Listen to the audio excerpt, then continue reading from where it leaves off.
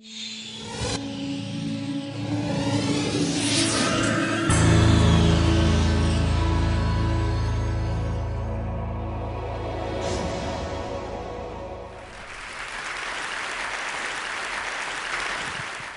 do so many people reach success and then fail? Well, one of the big reasons is we think success is a one-way street. So we do everything that leads up to success, but then we get there, we figure we made it, we sit back in our comfort zone, and we actually stop doing everything that made us successful. And it doesn't take long to go downhill.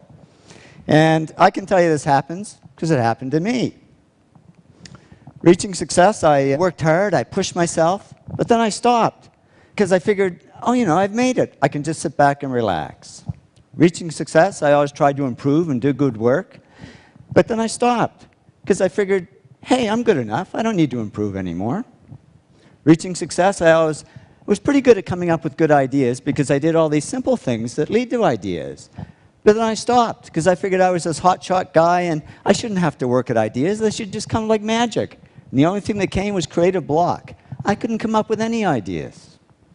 Reaching success, I always focused on clients and projects and ignored the money. But then all this money started pouring in, and I got distracted by it. And suddenly I was on the phone to my stockbroker and my real estate agent when I should have been talking to my clients. And reaching success, I always did what I loved.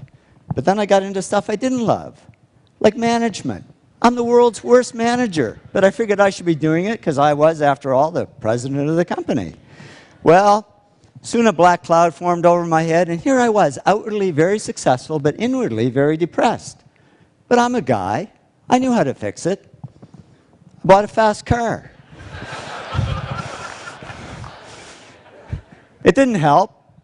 I was faster, but just as depressed. So I went to my doctor. I said, Doc, I can buy anything I want, but I'm not happy. I'm depressed. It's true what they say, and I didn't believe it until it happened to me, but money can't buy happiness. He said, no, but it can buy Prozac. And he put me on antidepressants. And yeah, the black cloud faded a little bit, but so did all the work, because I was just floating along. I couldn't care less if clients ever called.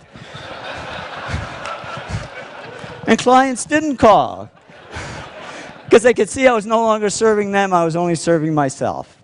So they took their money and their projects to others who would serve them better. Well, it didn't take long for business to drop like a rock. My partner and I, Tom, we had to let all our employees go. It was down to just the two of us, and we were about to go under. And that was great, because with no employees, there was nobody for me to manage. So I went back to doing the projects I loved. I had fun again, I worked harder, and to cut a long story short, did all the things that took me back up to success. But it wasn't a quick trip. It took 7 years. But in the end, business grew bigger than ever. And when I went back to following these 8 principles, the black cloud over my head disappeared altogether. And I woke up one day and I said, I don't need Prozac anymore. And I threw it away and haven't needed it since. I learned that success isn't a one-way street.